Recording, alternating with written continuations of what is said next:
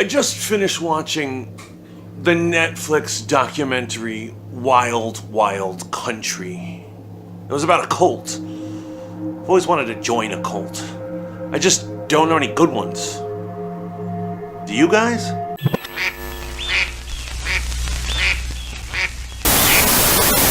Welcome to Morning Reflections. I am your host, the Fat Mantis, and we are getting into it. Yes, I am dreaming about joining a cult where life is simpler. You get to carry guns. You never have to worry about what you're wearing that day because it's pretty much decided for you. And not to mention there are orgies. That's what was missing in American Horror Story Cult. There wasn't enough orgies. But I digress, where I'm getting into a review and an analysis of the second episode of American Horror Story 1984. Now, it has embraced a very modern concept. It has embraced the fact that we live in the age of the dick. That's right, I said it.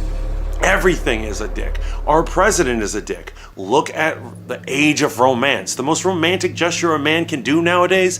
That's right, you guessed it. Send a dick pic. What does this have to do with our episode?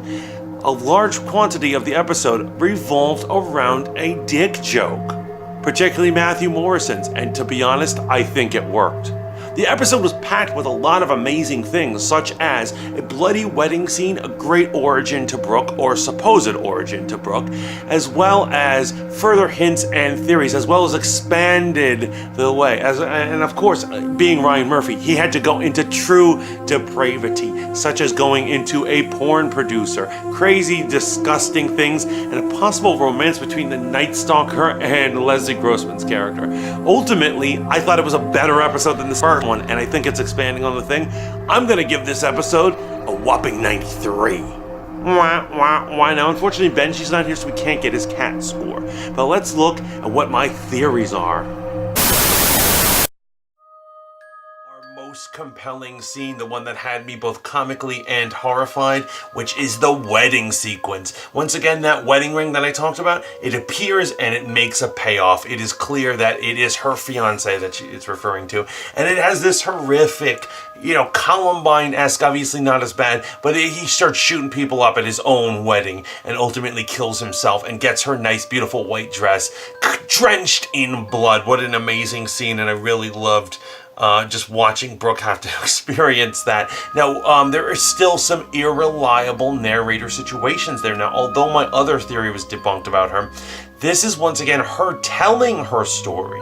We don't know if it's true. Remember, you never know in a story if someone is telling the truth. You have to take them for a grain of salt because they could be altering the story. They could be doing things. For instance, have you ever noticed that Brooke keeps going on and on about how virginal she is? How she's the last American virgin. She even in this story claims that she did not get with the best man. But I have to bring up this question. If she had nerves the night before her wedding, why is her future husband's best man the one she calls upon? She doesn't have a mother, a best friend of her own, that's a female, maybe a maid of honor, maybe a sister, maybe an old college buddy, whatever. Any of these types of females who she could call upon. Instead, she picks the best man for the wedding. It's shady, and she's constantly saying that she's innocent, she didn't do anything about it, but I think that might be a big question mark on there. It might be revealed that she is not a virgin, she could have been cheating, or there could be any number of lies within that sequence. I don't believe, however, that she is the murderer. I don't think that she is a killer and that she was lying and she was the one who wasted her father and the best man. I think it did happen like that. I just think that she stretched certain truths about it. Shower scene, and I loved it. It was hysterical, endlessly going on about Matthew Morrison's character and his overgrown schlong. Now, this is a very important thing that goes back to the original scene of it. So we have a Mr. Jingles killing. We've seen Mr. Jingles, or at least someone dressed as him, do 2 assaults or 2 murders throughout the thing.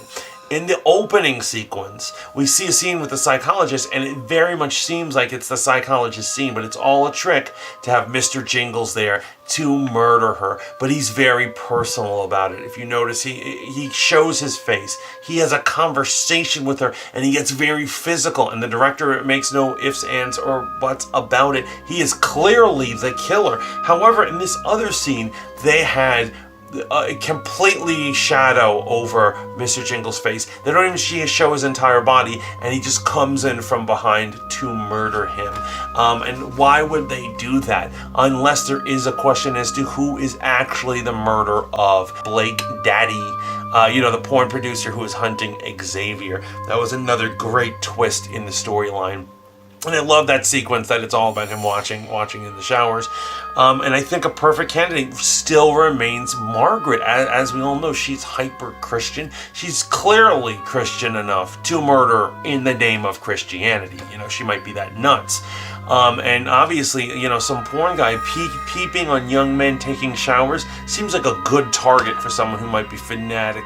It is possible that enraged her and that ticked her off. So once again, I think that she is the real killer, and that Mr. Jingles only kills personally. He kills people who have wrongfully held him down in that prison or in that psych ward for as long as he had, for all those many years. Nightstalker. So this is a weird total twist.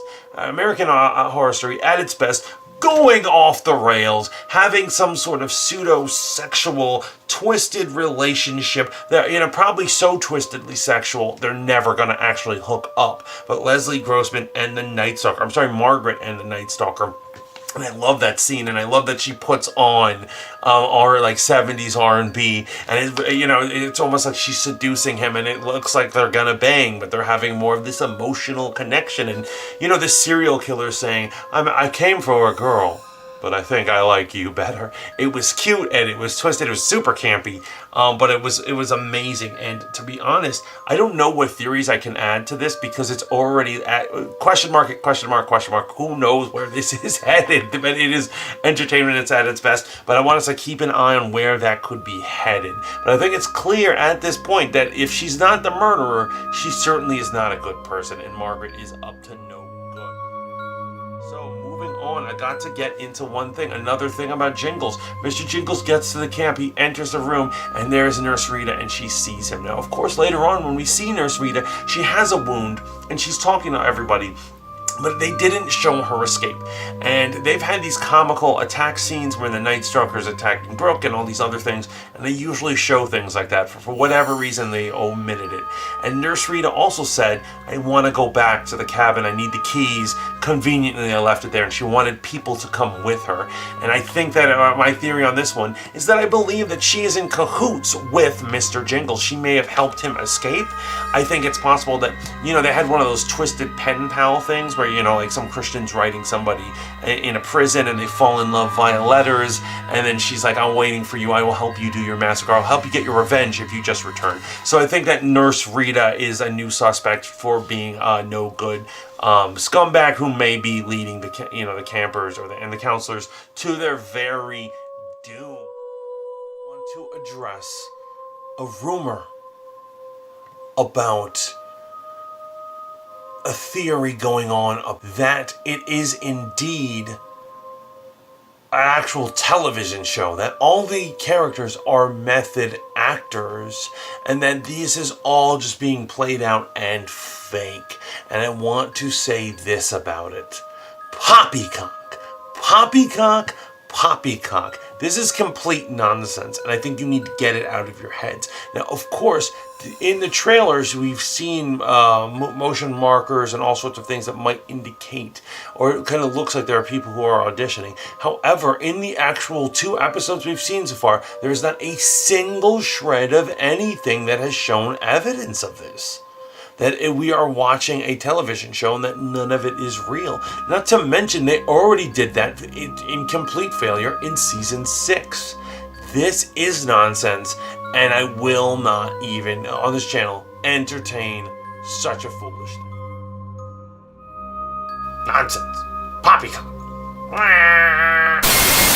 So that is my review and analysis and theory crafting for episode 2 of American Horror Story 1984. I hope you enjoyed it. And also, I want to give a little public service announcement. Earlier, I was making jokes about dick pics, and of course, I stand by it. The age of romance nowadays is sending a dick pic. But guys, don't just send a dick pic. Make sure you're emotionally there in your relationship. Don't send ones that are not implied through emotional connection or relationship. Essentially, don't send it to strangers or anything, or then you fall into the creep realm. You don't want to be there, man. You absolutely don't want to be there. Moving on, also, one other thing. If you are a vapor, continue to vape. It is a government conspiracy. Big Tobacco and the government are trying to shut down the vaping industry. Go for it. You know, do your things. Have your Berry Crunch vape, whatever it is. But that's neither here nor there. Anyway, it's looking like it's an overcast day, but yet a beautiful day. Go and embrace it. Live the dream. Tune in for future episodes. This weekend I'm going to be at Comic-Con New York, and I'm going to be hitting it up with video after video, hitting up horror, comic books, pop culture, and all that. I hope you have a blessed one. Like, share, and subscribe. Ciao for now.